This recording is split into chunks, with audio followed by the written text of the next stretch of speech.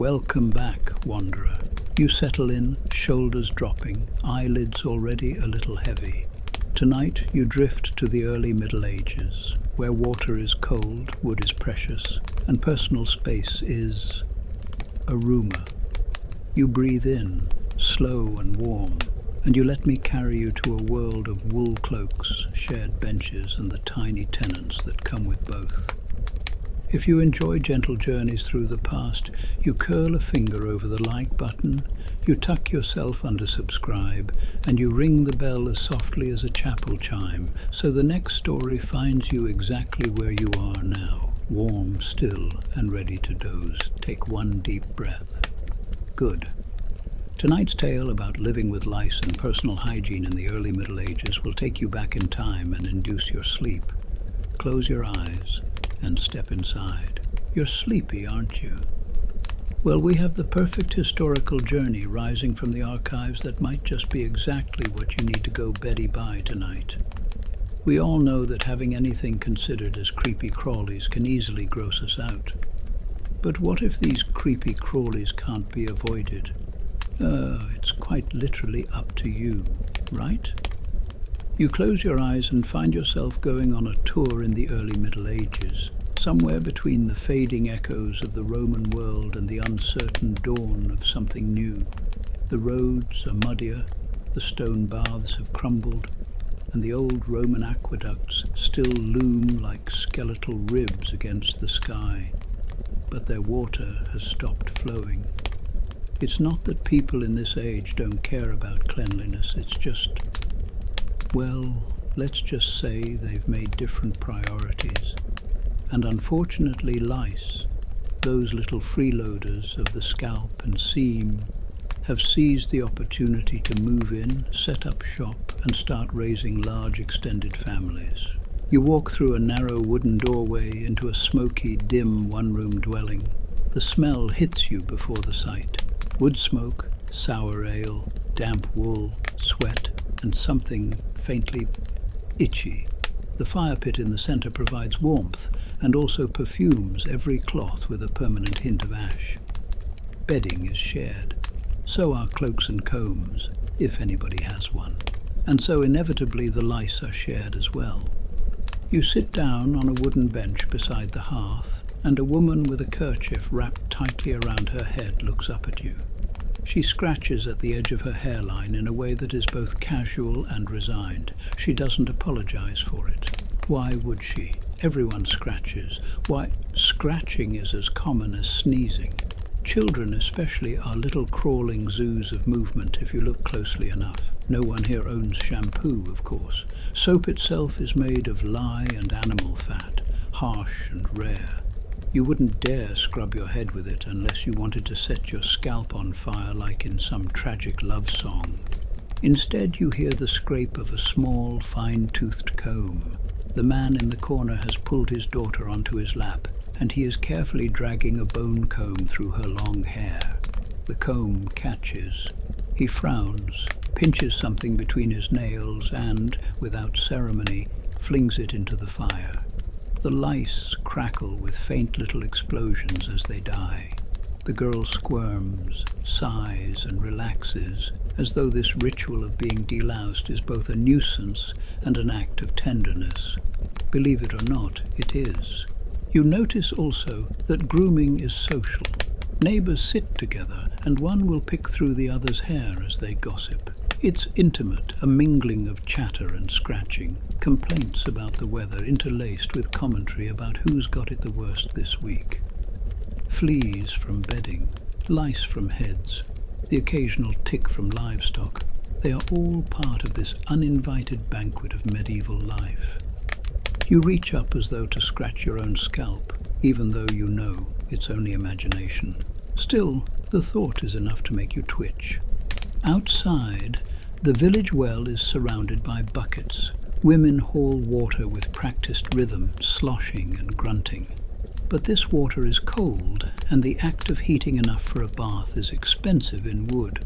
So bathing happens rarely, sometimes only a few times a year. You, in your 21st century softness, might long for a hot shower every morning. Here, you're lucky if you immerse yourself twice a season. People wash their faces and hands, yes, but hair is a trickier matter. A quick rinse, maybe. A dab of vinegar if you can afford it. A sprinkle of herbs if you want to pretend smell equals cleanliness. Gulp. You walk through the village lane and pass a monk in a brown robe, the rope around his waist frayed. He too scratches. The monasteries keep records, and their letters whisper of infestations.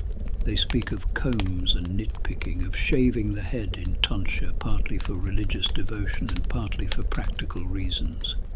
Lice are easier to manage when there's less to cling to, though, as it turns out, they are stubborn creatures, perfectly willing to march across bare skin if they must. And so you see it clearly. Personal hygiene in the early Middle Ages is not absence of care, but a dance with limitations. No constant flow of water, no manufactured soap, no chemical shampoo. And yet people still try. They comb, they pick, they share herbs, vinegar and ash, they endure, and they do it with a sort of weary acceptance, because everyone from peasant to monk to queen is scratching the same itch. As you sit in this smoky room, your eyelids feel heavy. The rhythm of comb teeth scraping through hair becomes hypnotic, almost soothing, like rain on a roof. A sleepy sort of poetry, really. Lice caught, lice cracked, lice flung to the fire. The girl's head bows, her eyes half closed. The man combs, steady and gentle. Outside a cock crows, though the sun has long set, confused like the rest of the world in this strange age. You realize that in this place lice are not a private shame. They are part of the fabric of life. And perhaps, strangely, that makes them a little less terrible, commonplace, one might add. You rise early the next morning, though early here is debatable. There are no alarms, no clocks, only the gradual brightening of the sky and the rooster's persistent announcements. You stretch, careful not to brush against the wool blanket too much. It feels scratchy, and not just because of the weave. You suspect tiny passengers lurk in the seams. The air is damp, your breath visible. You step outside into the village lane, where chickens scuttle underfoot and a dog barks lazily. Across the way you see another family already engaged in their morning routine of nitpicking. A mother sits with her teenage son, dragging a comb through his hair as he mutters in embarrassment. She finds something, pinches, squints, and squashes it between her nails. You hear the faint pop. She doesn't react. This is just life. You almost admire the sheer nonchalance of it. And here's the thing. People don't see lice as a moral failing. Not in this era and age. You, with your modern sensibilities, may think of lice as a sign of dirt or neglect. But in the early Middle Ages, they're simply a fact of biology. Everyone gets them. Popes get them, kings get them, peasants get them. You can wash in a river all you like, but lice are loyal companions. They cling to wool hoods and linen veils, they stow away in bedding, they thrive in beards. To live without them would be more suspicious than to live with them. You walk toward the well, joining a group of women hauling water. Their buckets clank and slosh. They talk about marriages, about the weather, about who got a new piglet. And yes, one casually mentions she found lice on her husband's beard again. They laugh, they share remedies. Boil vinegar, some say. Use rosemary or wormwood, others advise. If you're really desperate, shave everything off and start again. But even then, they know the reprieve will be temporary. You pause near the blacksmith's hut. His apprentice stands outside, frowning and scratching at his head. He dips a wooden comb into a jar of sour-smelling liquid, vinegar perhaps, and drags it roughly through his hair. He winces but persists, because grooming is not only about comfort, it's about dignity, about showing that even in a world where soap is scarce and water is heavy to haul, you still make the effort. You head into the small wooden church at the edge of the village.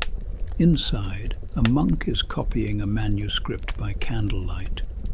He looks serene, until he stops mid-sentence to scratch at his scalp with the feather end of his quill. You notice how his tonsured crown makes it easier for him to find the culprit. Practical, yes. Holy, yes. But also a bit itchy. Monastic rules sometimes specify when and how brothers may bathe or wash their clothing. Some allow a bath a few times a year, some permit weekly hair washing, though with cold water only. The lice, of course, don't consult these rules. They go on thriving, tucked in seams and folds. Yet within these cloisters, you see another truth. Cleanliness is tied to spirituality. Dirt and lice may not be sins, but order and grooming reflect discipline. So the monks pick and comb, not out of vanity, but out of rhythm, like prayer. Back outside you watch children tumbling in the mud, laughing as dogs chase after them. Their mothers will later sit them down, combs ready, patience worn thin. But for now, the children don't care. Lice aren't frightening monsters in their imagination, they're just part of the landscape of living, like nettles in the hedgerow or fleas in the straw. You wander toward the fields where men swing hoes and ploughs. Sweat runs down their temples, the hoods of their tunics cling damply to their necks, and you realize this too is why lice flourish. Work is constant, water is precious, and comfort is secondary to survival. When you collapse exhausted at the end of the day, a little itching seems a minor nuisance compared to hunger or cold. And yet there's resilience here. You sense it in the laughter around the well, in the calm of the father combing his daughter, in the sigh of relief when a louse is flicked into the fire. Hygiene is never perfect, but hygiene is never abandoned. It is always there, in gestures large and small, woven into survival. As the sun rises higher, you feel the village stirring. Smoke rises from hearths. Carts creak along the track. Somewhere a baby wails, and someone nearby sneezes. And all around you, unseen but very present, are the tiny companions of the age, crawling, biting, nesting. You shiver slightly, though not from cold, and then, as if to mock your discomfort, you feel your own eyelids grow heavy again. Because there's something soporific about the ordinariness of it all. The scraping of combs, the scratching of nails, the endless rhythm of life carrying on in spite of everything. You breathe in wood smoke and wool, and let the slow pace of this world draw you back toward drowsiness. A mother stops to pick at a shirt collar with fingernails, pinching something small and squashing it before tossing the fabric back into the water. Hygiene is detective work, really, slow, meticulous and resigned. Walking on, you find yourself at the manor house on the edge of the village. It's larger, yes, with timber beams and a slightly more ambitious roof. Inside there are servants bustling, a fire roaring, and the faint smell of herbs. Here you see a lady seated by the hearth as one of her maids carefully combs through her hair. The comb is finer, made of carved ivory, polished smooth, a luxury, and yet the sound is the same. Scratch, tug, snap as lice are unearthed. The lady sighs, tapping her fingers impatiently, but she tolerates the process. Even nobility cannot command these tiny subjects into obedience. You look closer and see how fashion itself makes lice difficult to escape. Veils, hoods, fur collars, all warm, all layered, all ideal nesting grounds. You wonder how many generations of lice have lived and died in these garments. How many tiny empires have risen and fallen in the seams of a single cloak. Later, in the hall, you sit at the edge of a long trestle table. The family and their retainers gather for a meal, thick bread, pottage of peas and onions, and a chunk of salted pork. The smells mingle with wood smoke and humanity. As they eat, some scratch absent-mindedly at their hairlines. No one comments. It's simply part of the background, like the creak of the bench or the barking of dogs at the door. The conversation drifts to remedies. One servant swears by vinegar rinses. Another suggests rubbing the scalp with goose fat mixed with herbs, rosemary or wormwood if you have it, garlic if you're desperate. The lady of the house raises an eyebrow at the goose fat suggestion, preferring her scented waters, though she admits they are more for masking smell than eliminating pests. Still, the sharing of remedies is itself a bonding ritual, a way of passing down scraps of practical wisdom in a world where science has yet to catch up. You lean back, letting the hum of voices wash over you. The fire pops. A dog snuffles under the table for scraps.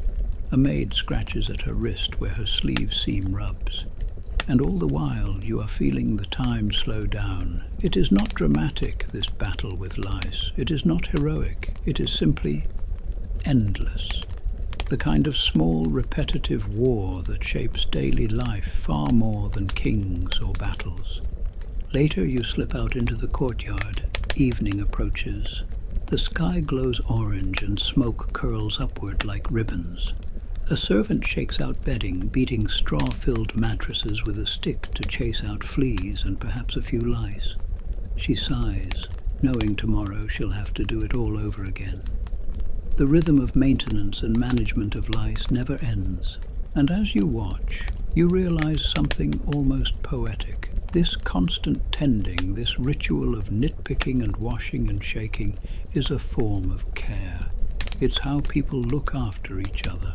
A father combing a daughter's hair, a wife boiling vinegar for her husband, a servant shaking bedding for her mistress. It is intimacy disguised as drudgery.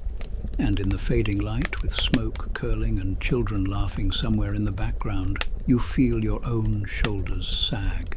The thought of crawling creatures might make your skin crawl, but the rhythm of life here, scratch, rinse, shake, repeat, has a strangely hypnotic quality. You could almost fall asleep to it. The next day you travel to a monastery not far from the village, curious to see how the brothers manage the same problem. You walk along a rutted path, past hedgerows buzzing with insects, until you reach the stone walls. The air feels quieter here, the pace slower, the smell of incense mingling with the scent of herbs from the cloister garden. You step inside the cloister and hear the chanting of monks at prayer.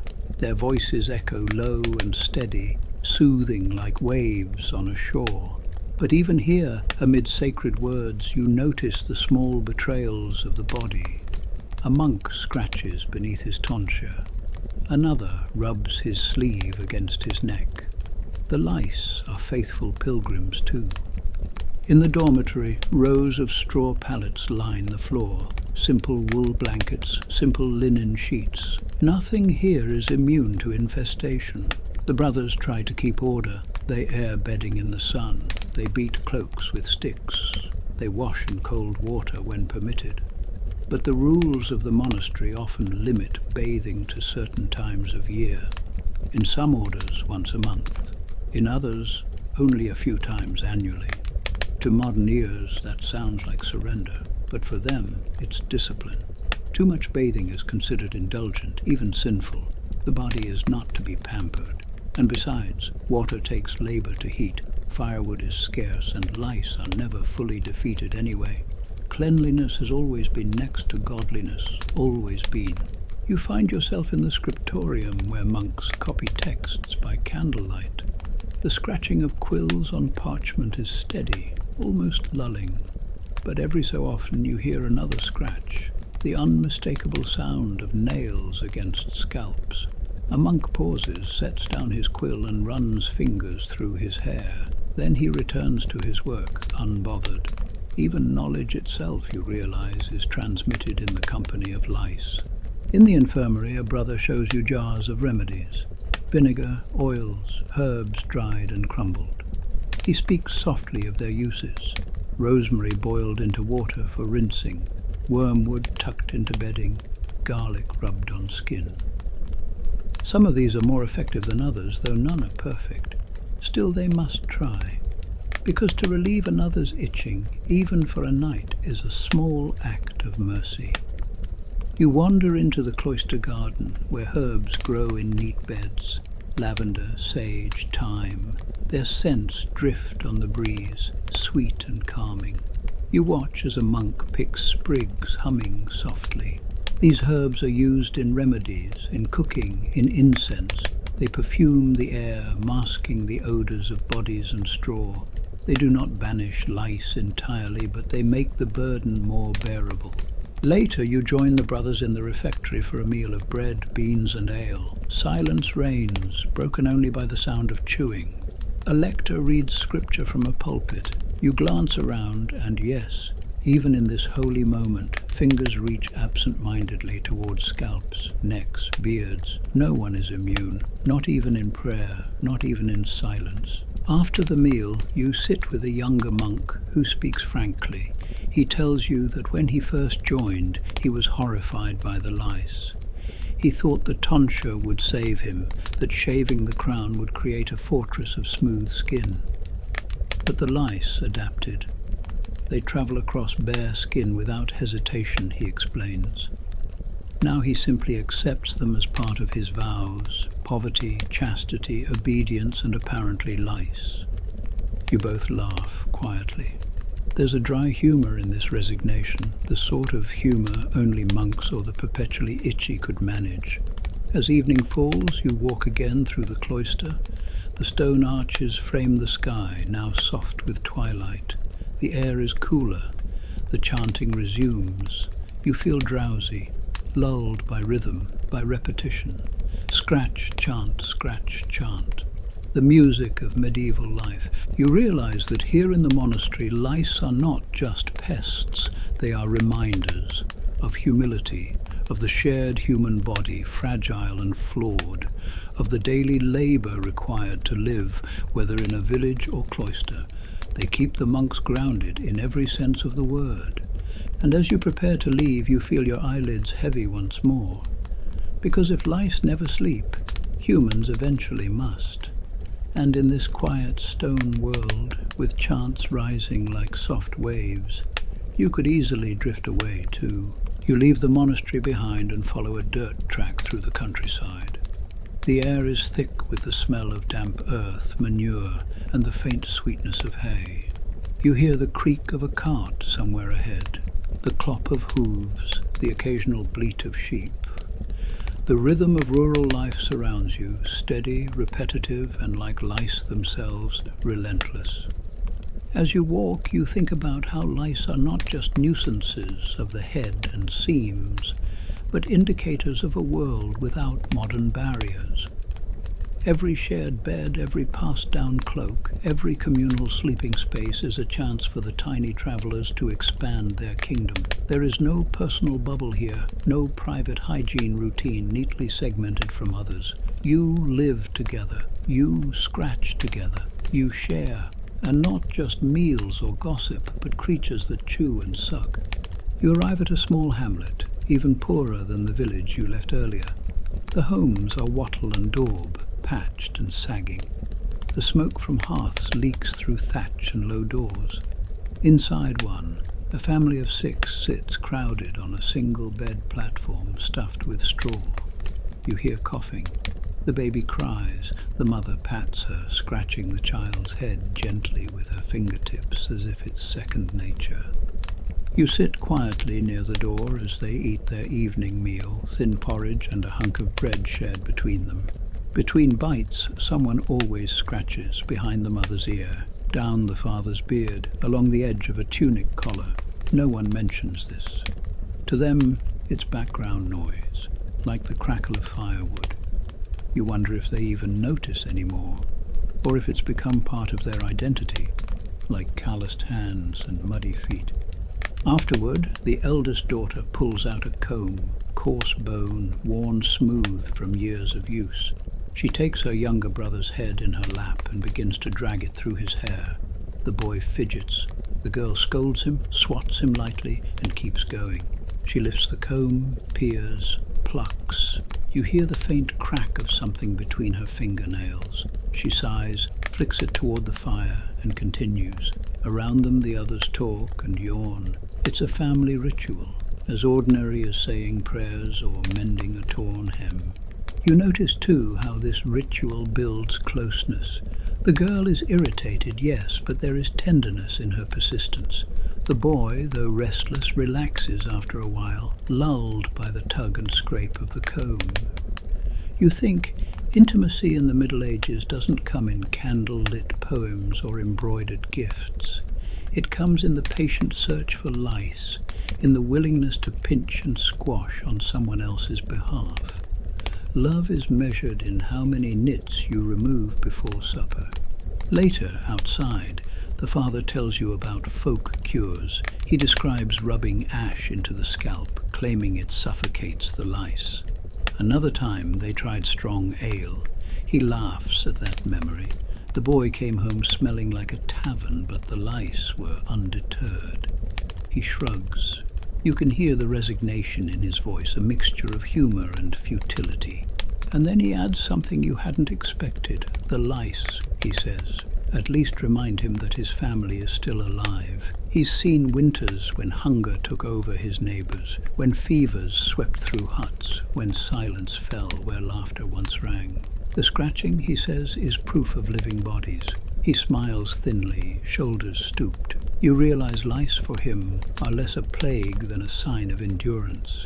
You walk away from the hamlet as night falls. The stars prick the sky, sharp and bright. The world feels vast, timeless. Yet here you are, thinking not of kings or knights, but of a family huddled together, comb in hand, flicking tiny creatures into a fire.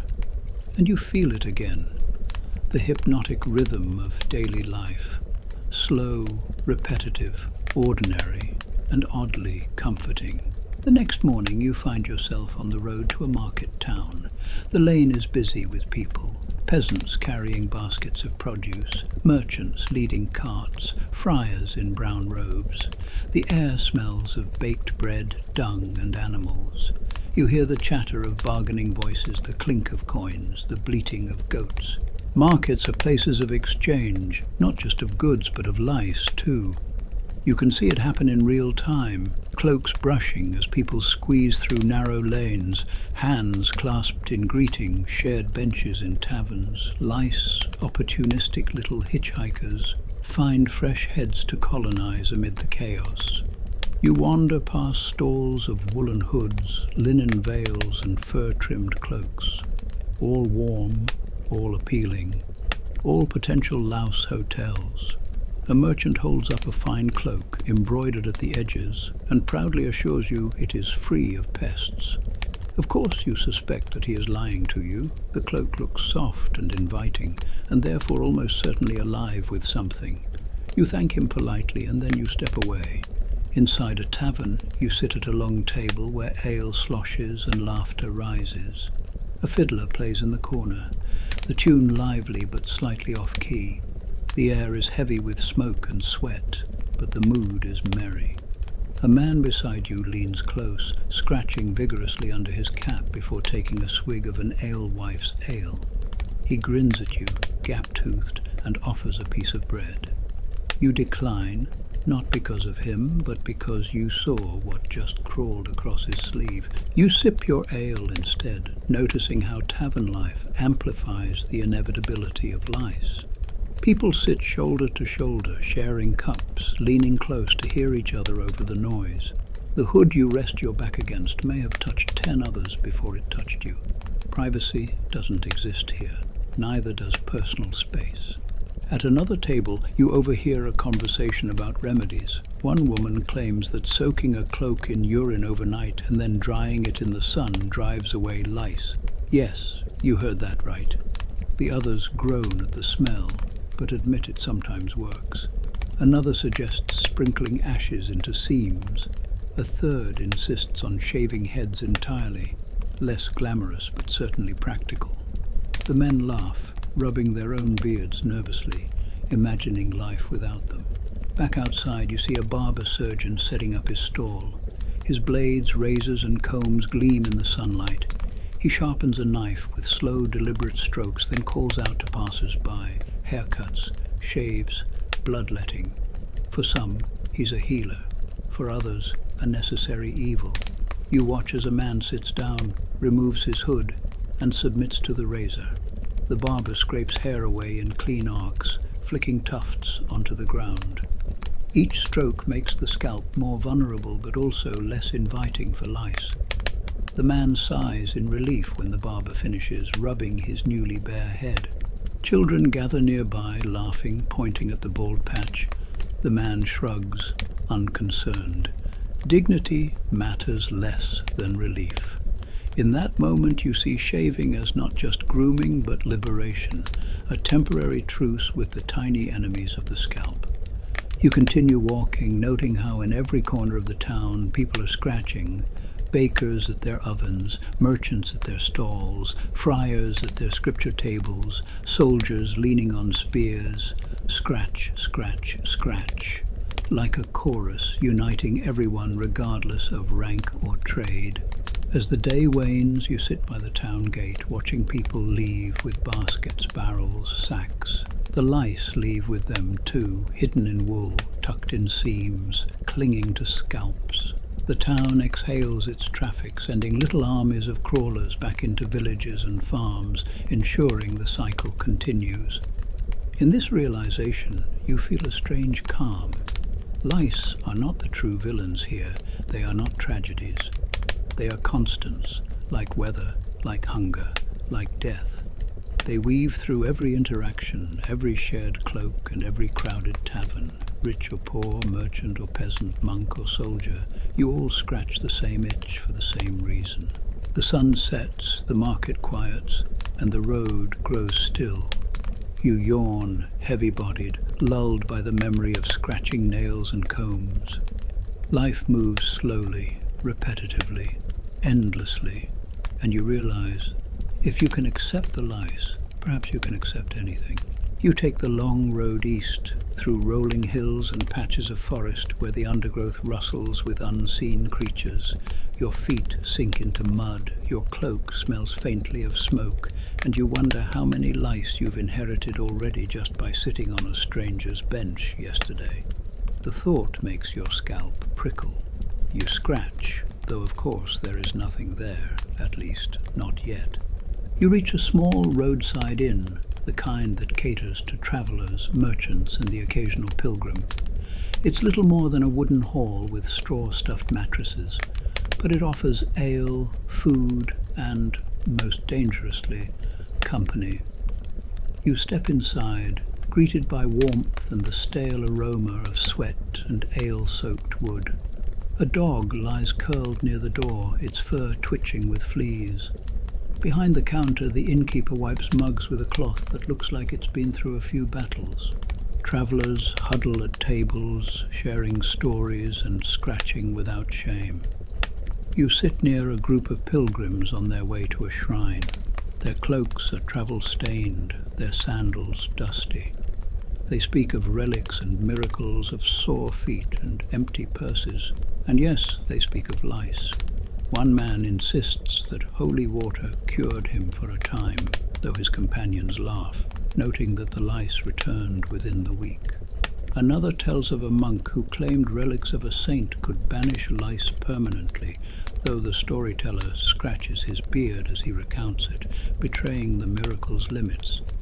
You eat your bowl of soup, thick with barley and beans, and listen to the pilgrims complain. One rubs his scalp furiously, swearing he'll shave his head when they reach the shrine.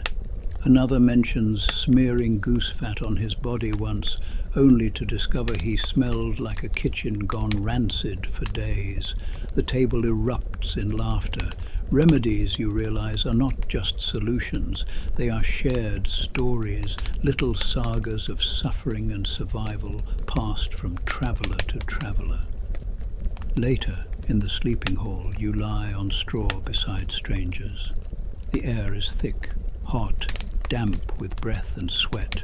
Cloaks overlap, elbows bump. Someone snores, someone coughs. And somewhere in the dark, you hear the unmistakable sound of scratching. You curl into yourself, trying not to think about what might crawl across the straw, across your cloak, across you. But the truth is, in such crowded spaces, lice are inevitable.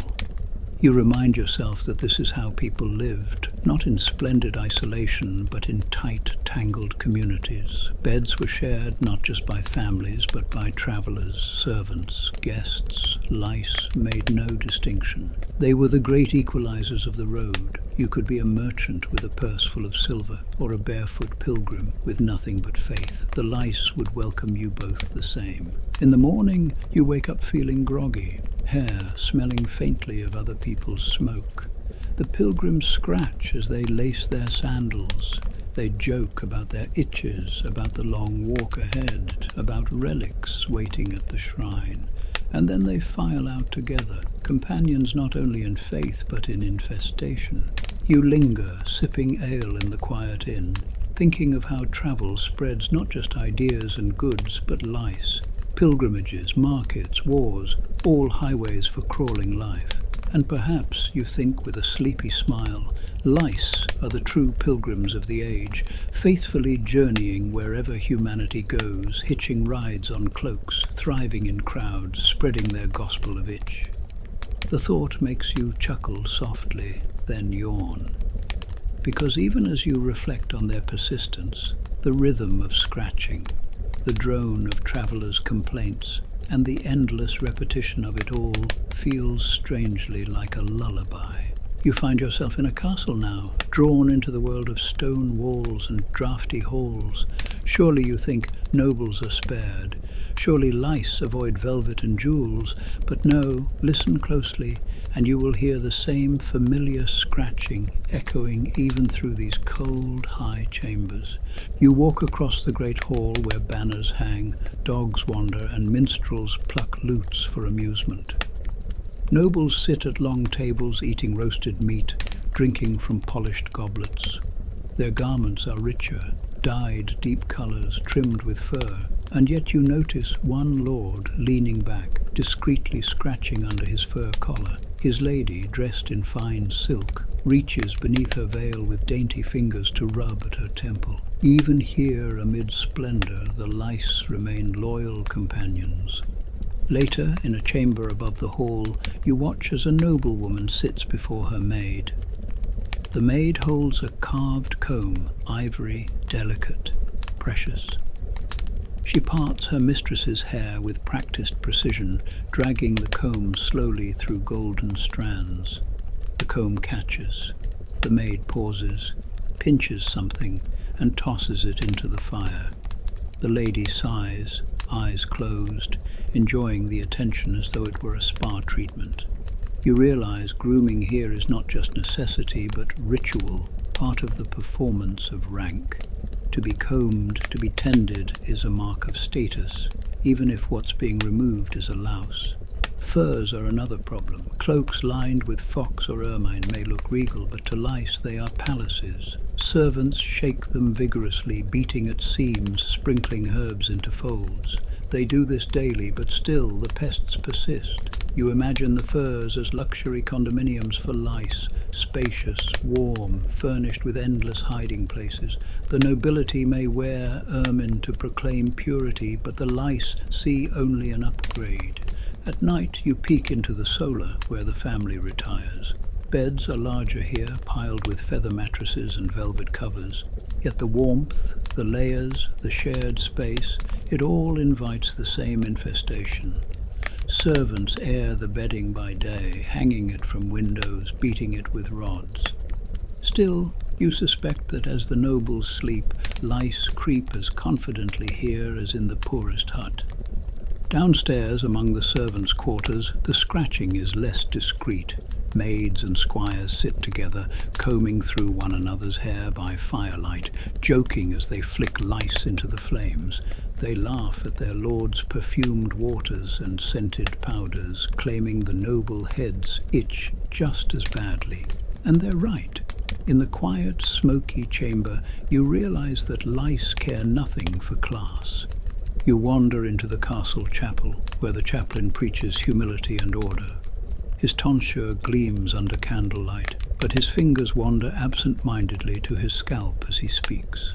He clears his throat, gestures grandly, then scratches again. You can't help but smirk. Holiness may elevate the soul, but it leaves the skin just as vulnerable.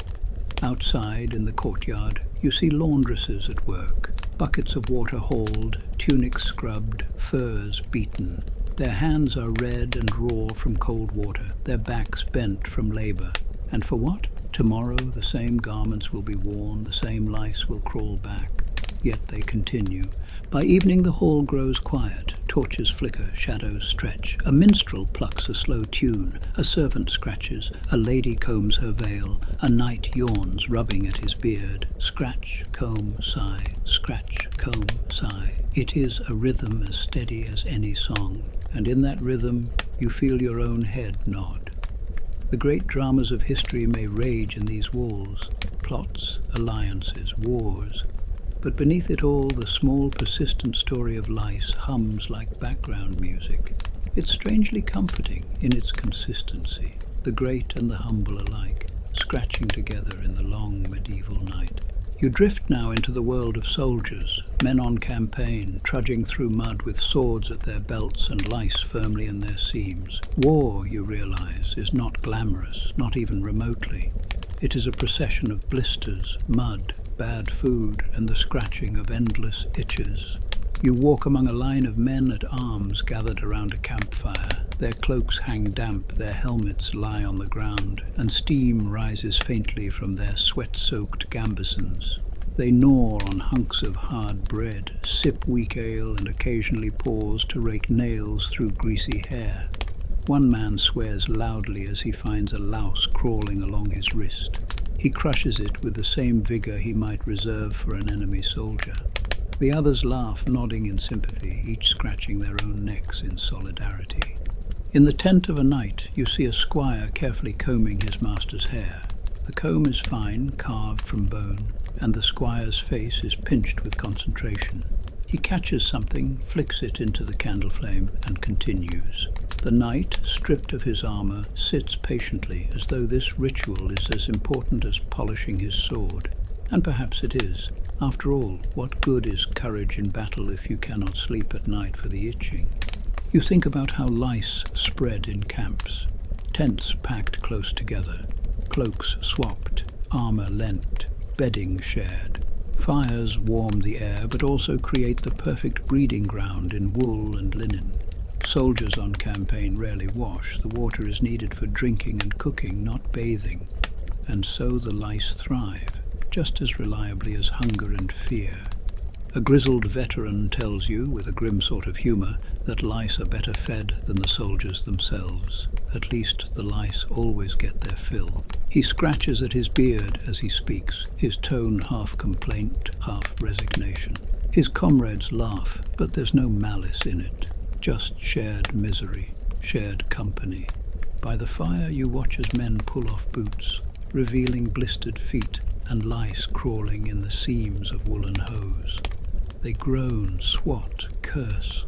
One jokes that the lice are the true victors of every battle, outlasting armies, feeding on the living, thriving even when men fall. You can't help but think he's right. Later you lie in the camp yourself, on straw scattered over hard earth. The night is restless, horses snorting, men coughing, the distant clang of armor. And through it all, the scratching. Nails against skin, combs against hair, the occasional muttered curse. It's a lullaby of sorts, not pleasant, but rhythmic. And before long, you find yourself drifting, carried by the steady drone of discomfort. In the morning, the soldiers rise. They strap on armor, tighten belts, lift spears. The lice, faithful companions, march with them into the day. You realize suddenly that lice are not just pests, they are witnesses. They cling to the very fabric of history. Kings, knights, peasants, monks, no one escapes their touch. They crawl across the seams of every story, silent and persistent. As the soldiers march away, you stand in the churned mud of the camp, scratching your head, though nothing bites you. Perhaps it's sympathy, or perhaps the lice have already chosen you as their next host. You leave the battlefield behind and follow a river toward a bustling town. Here trade flows as steadily as the water. barrels of ale, bolts of cloth, and baskets of fish. Along with goods, ideas, and rumors, lice travel freely too. You wander through narrow streets lined with timber houses that lean toward one another like gossiping neighbors. The air is heavy with smells. Fish guts, dung, smoke, and bread baking somewhere close.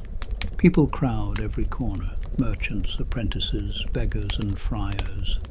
Everywhere you hear the quiet background hum of scratching. In a bathhouse at the edge of the market square, you step inside to see how townsfolk attempt to reclaim their bodies from the crawling tide. The bathhouse is a relic of older Roman customs, adapted and stubbornly clung to in some towns.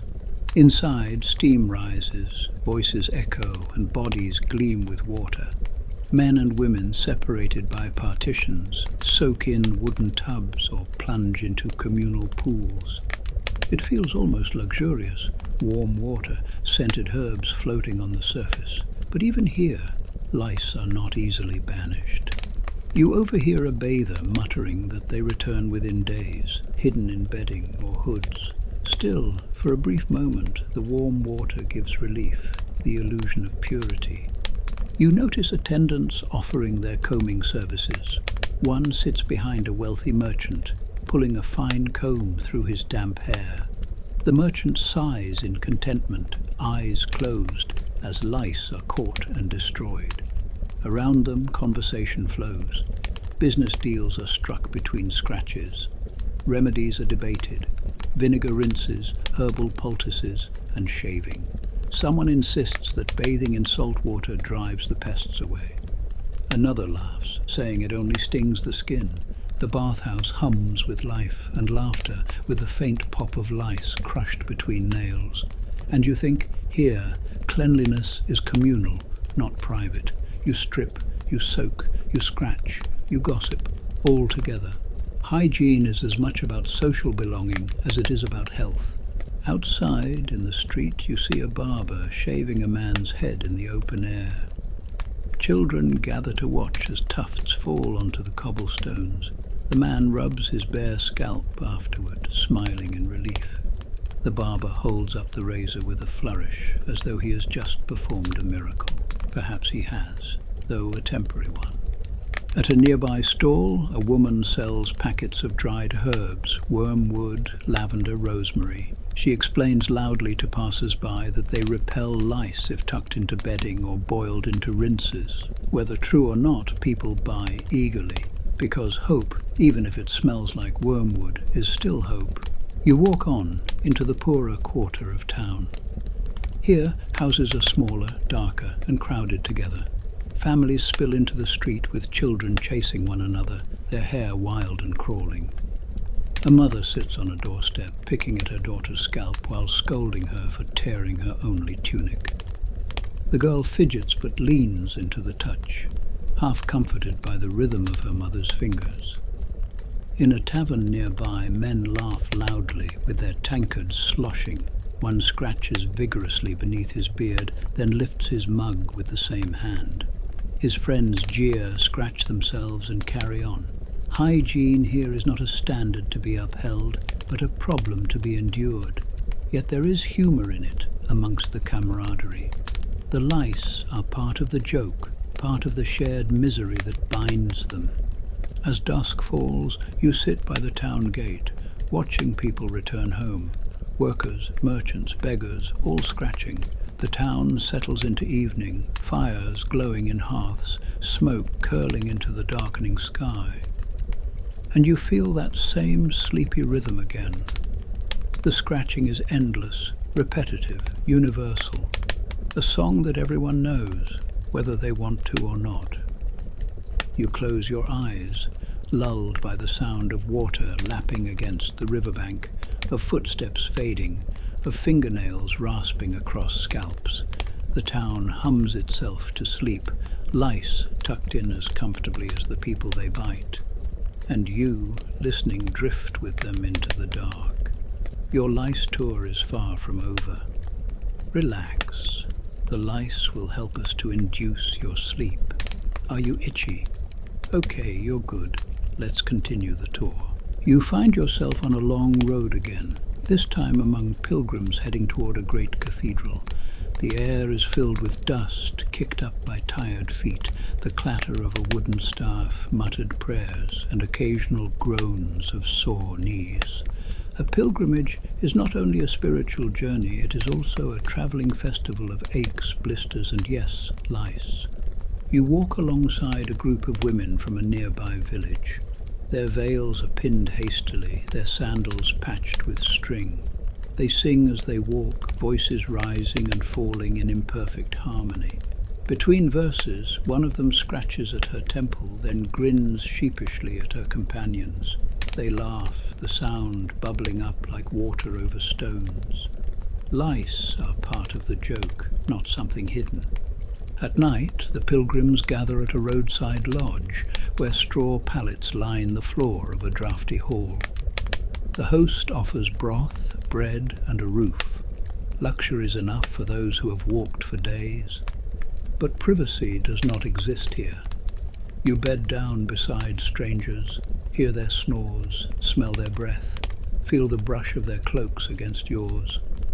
And in the darkness the sound of scratching rises, soft but constant, like rain on a roof.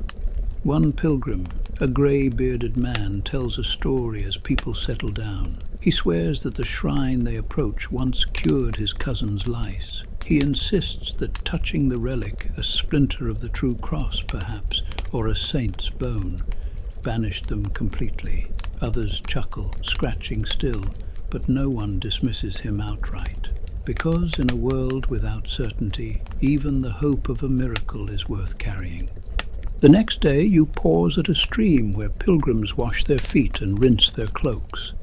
The water runs cold and clear, but the rinsing is more symbolic than effective. The lice will return, hitching rides in seams and collars. Still, for a moment, the coolness offers relief, the illusion of cleanliness. You notice how the lice, in their stubborn way, have become woven into the spiritual imagination. Pilgrims speak of them as trials to endure, like hunger or sore feet. To suffer them patiently is a form of devotion. To scratch too much is weakness. To endure silently is virtue. And so lice become not just pests, but teachers, little reminders of humility and the fragility of the body. As you approach the cathedral with the pilgrims, you hear bells ringing, see the spires rise into the sky. Pilgrims weep, laugh, and kneel. Some shave their heads in offering, leaving tufts of hair in the dust. Others dip combs into holy water, dragging them through hair with renewed hope. Do the lice care? Not at all, but the pilgrims do, and in that moment the ritual is enough. That night, lying on the floor of the cathedral's lodge, you listen again to the scratching chorus. It is steady, universal, oddly soothing. You close your eyes, and the thought drifts across your mind like incense smoke. Perhaps the lice, too, are pilgrims, faithful companions traveling wherever human devotion goes. You turn now toward the countryside again, wandering into fields where peasants work from dawn until dusk. Their lives are tethered to the soil, ploughing, planting, harvesting. Their bodies bend, blister, and ache, and through it all the lice remain faithfully present. You walk beside a woman stooping over rows of beans. Her bonnet slips as she straightens, revealing hair matted with sweat. She scratches quickly before tying the bonnet tight again. She smiles at you, shrugging as if to say, "What else can I do?" In the evening, families gather in their huts, too exhausted for much talk. They eat porridge, chew bread, and scratch. One man uses a comb carved from horn, dragging it through his son's hair by firelight. The boy protests, squirming, but the father persists. The mother mends a tunic, squashing a louse she finds in the seam before threading her needle again. The baby crawls on the floor, already scratching instinctively, as though born into the rhythm of it. You realize that here, lice are almost part of the household economy. Combs are treasured tools passed down through generations. Remedies, ashes, vinegar, herbs are knowledge shared from grandmother to granddaughter. The work of nitpicking is folded into the same rhythms as spinning wool or kneading bread. At night, the family lies close on straw bedding. The warmth is comforting, the closeness necessary. But it also ensures that lice travel freely from one head to the next, keeping the cycle alive. The scratching begins softly, almost tenderly, then grows into a chorus. Yet no one seems surprised or angry. It is simply part of nightfall, like the settling of coals in the hearth. You think about how different your own instincts are, how modern minds recoil at the thought of lice, how shame clings to the word itself. But here, there is no shame, only inconvenience. Lice are as natural as weeds in a field, nuisances that never truly disappear. The next day, you watch women at the well, gossiping as they draw water. One brags that her vinegar rinse reduced the scratching for a week. Another scoffs, saying her mother swore by garlic rubbed on the scalp. They laugh, trade stories, and pass babies from arm to arm. You realize gossip itself is a kind of medicine here. Laughter a way of easing the itch. Later, in the fields again, you hear a man joke that if God wished to rid the world of lice, he would have done it already. His companions chuckle, nod, scratch. The remark is neither bitter nor blasphemous, but a shrugging acceptance. Some burdens are simply permanent. That night, as the crickets sing and the stars blaze, you lie among the peasants in their humble hut. You feel the straw prickle beneath you, hear the rustle of fabric, the quiet scratching in the dark, and you realize this is the heartbeat of medieval life. Not battles, not kings, but families scratching together in the firelight, surviving one itch at a time. The sound lulls you, steady and repetitive, until your eyes drift closed. The peasants sleep, the lice feast, and the world, as always, goes on. You wander now into the world of medicine, or at least what medicine looks like in the early Middle Ages. Forget sterile instruments, neat diagnoses, or clean white linens. Instead, you find smoky chambers smelling of herbs, vinegar, and damp wool. A healer's hut, perhaps, with bundles of dried plants hanging from rafters and a mortar sitting heavy on a table. Inside, a woman crushes rosemary with a pestle, muttering softly under her breath. She tells you it helps against lice when boiled into water, though she admits they always return. Still, people come to her for relief. Mothers bring children. Monks send novices. Even lords' households call on her when scratching becomes unbearable. Remedies are her livelihood, her art. She shows you a jar of vinegar, cloudy and sharp-smelling. A rinse, she explains. It stings, but it loosens the nits. She grins, half apologetic, as if she knows her cures are temporary but necessary. Next, she picks up a pouch of wormwood, its scent bitter and strong. Tuck it in bedding, she says, and it may drive them out. Then garlic, then lavender, then ash from the hearth. Each remedy is a mixture of hope and habit, more ritual than science. You sit as she combs through a boy's hair, dipping the comb in vinegar, dragging it slow, flicking lice into the fire. The boy grimaces, squirms, then sighs as the rhythm lulls him. His mother watches, relieved to share the burden with someone else, even for an hour. You realize medicine here is not about curing, but about easing, sharing, giving a moment's peace. Later, you visit a monastery infirmary. Here, jars line shelves. Honey for wounds, vinegar for cleansing, herbs for teas. A monk carefully records remedies in Latin script, his quill scratching like nails on a scalp. He writes of lice as common companions, of vinegar rinses, of shaving heads, of the endless need for patience. You lean over his shoulder and read a line. Lice are inevitable. The monk sighs, scratches his tonsure, and continues writing. You notice how even the language of medicine holds resignation. Lice are not enemies to be eradicated, but conditions to be endured, like cold winds or bad harvests.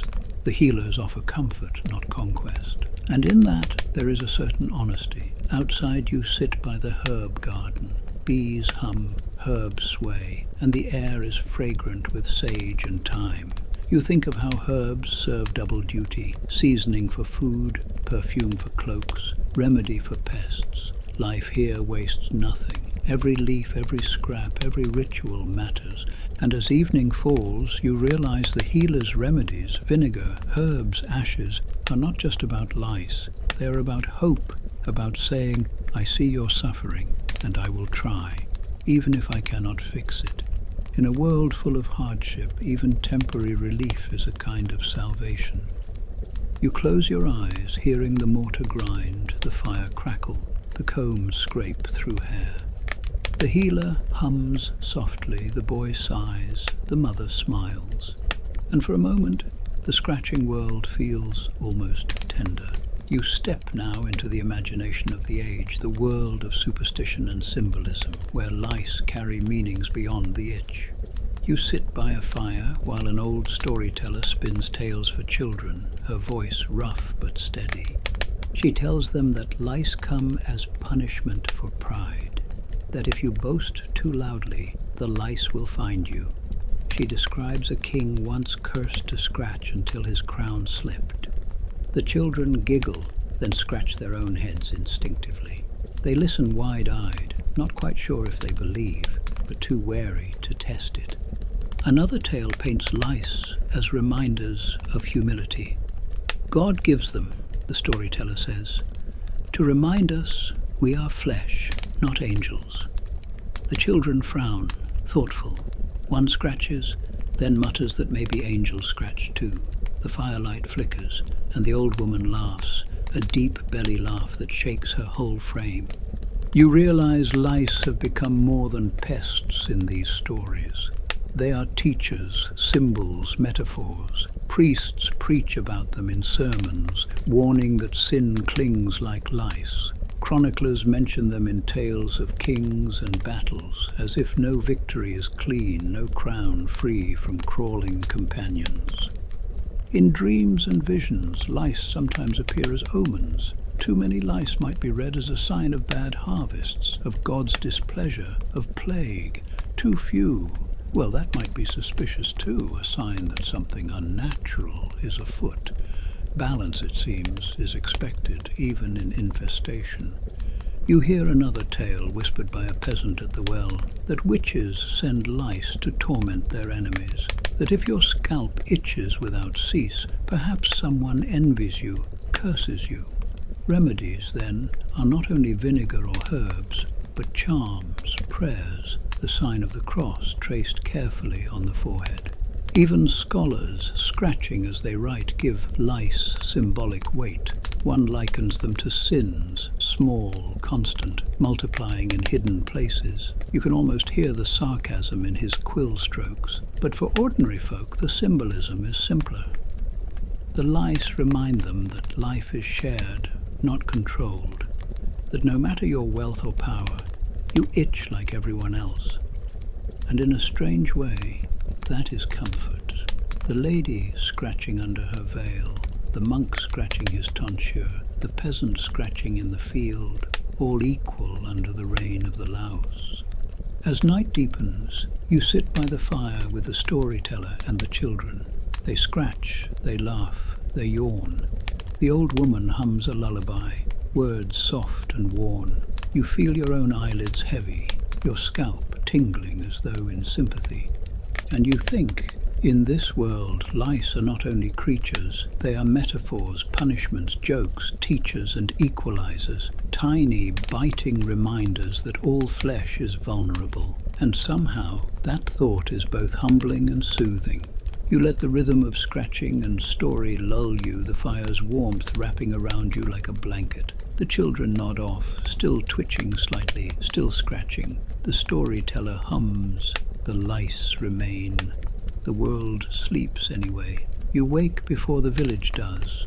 In that hour when the world is hushed and the smoke of last night's fire trembles in thin bluish threads, you sit up listening. At first you hear almost nothing, just a hen shifting on her perch, a dog thumping its tail somewhere in its sleep. Then the sounds return like a tide. A baby grizzles, someone coughs, a faint familiar rasp rises from the bed platform beside you, the quiet scratch of fingers finding an itch. The day begins, the way nearly every day begins here, not with bells or clocks, but with bodies remembering themselves. You step outside into the cool, damp air. Dew silver coats the grass, and the well glints like a dark coin set into the earth. A woman you've come to recognize, hair wrapped in a bonnet, sleeves rolled, arrives with 2 buckets. You've watched her all week, steady, practical, and gently amused by the futility of cleanliness. She lowers the bucket, hauls it up, and pauses to rub a knuckle along her temple. A shrug, a sigh, a half smile. The gesture says, "We will rinse again." The gesture says, "We already know how this ends." In the cottage to your left, a father summons his son to the hearth bench. Out comes the family comb, bone smooth from many hands.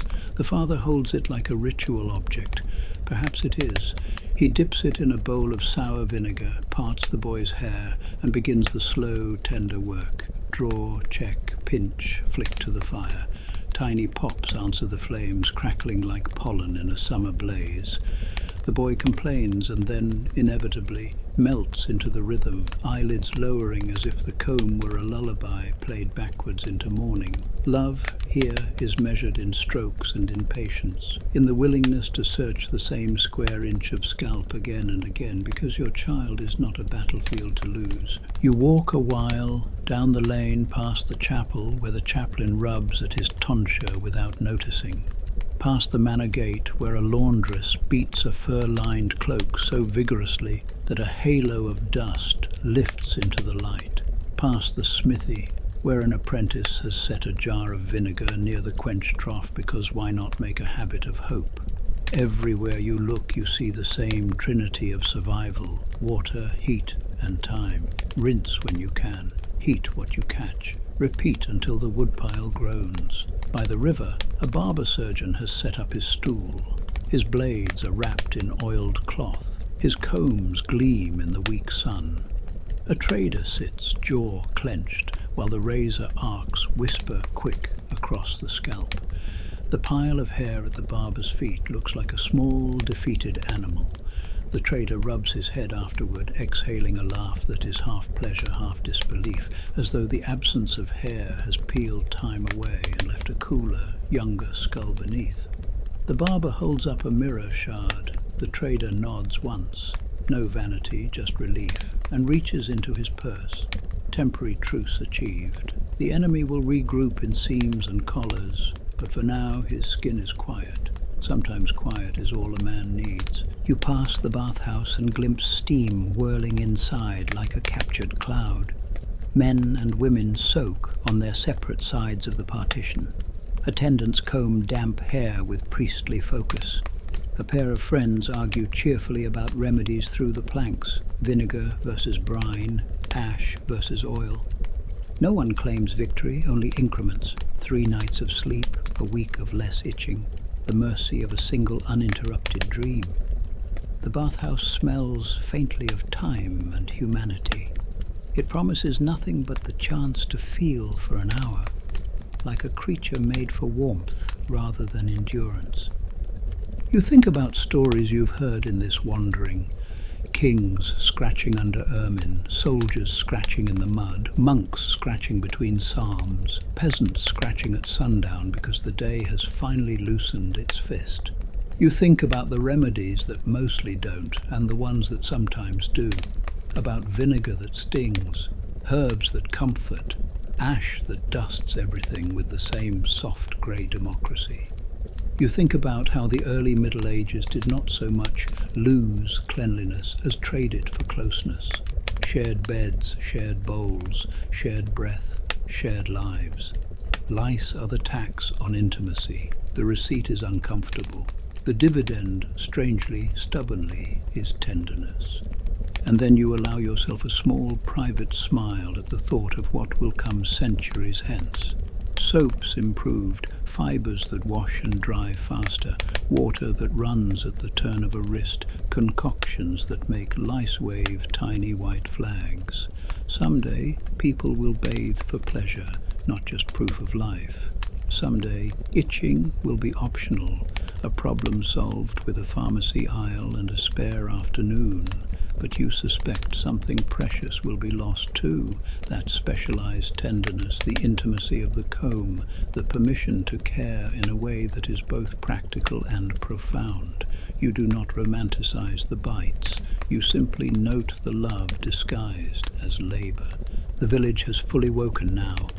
The woman from the well carries her buckets past you. She pauses, tilts her head as if to ask whether you've learned what you came for. You nod. She laughs softly, the sound like a ladle dipping water. With a free hand she adjusts her bonnet and, yes, lightly scratches. Then she goes on. Work waits. It always does. You stand and take one last walk through the lane. The fire at the father's hearth burns low. The boy has been released to open sky and early chores. The comb lies on the bench, glistening with vinegar. The monk's herb basket is half full and fragrant. The barber's little drift of hair eddies in a breeze that smells like bread. You realize you have been measuring time not by sun or bell, but by cycles. Rinse and wear, scratch and soothe, pick and burn, sleep and wake. The clock here is a comb's teeth. Your eyelids grow heavy again, not with fatigue exactly, but with the weight of seeing ordinary things doing their quiet, heroic work. You lean against the chapel wall where it's cool, close your eyes, and let the village arrange itself behind your lids. A chorus of tiny rasping sounds, the murmur of water, a scatter of laughter, the occasional theatrical oath when a particularly bold louse is captured and tried by fire on the spot. You take a last look, tuck the picture of it safely in your mind, bone comb bright with vinegar, bedding flung like flags, herbs drying in the rafters, and then you turn toward the road home. Your scalp is fine, but your heart is pleasantly itchy with recognition. You walk, you breathe, you smile, and you let the slow, sleepy rhythm of the early Middle Ages follow you like a lullaby you know by heart. If you're lucky, it will hum you to sleep tonight. Now, was that boring enough for you? Hopefully this tour has taught you that living in the present brings many privileges that medieval and ancient people just did not have. But best of all, you can consider your sleep induced. Until the next video out of the archive, good night.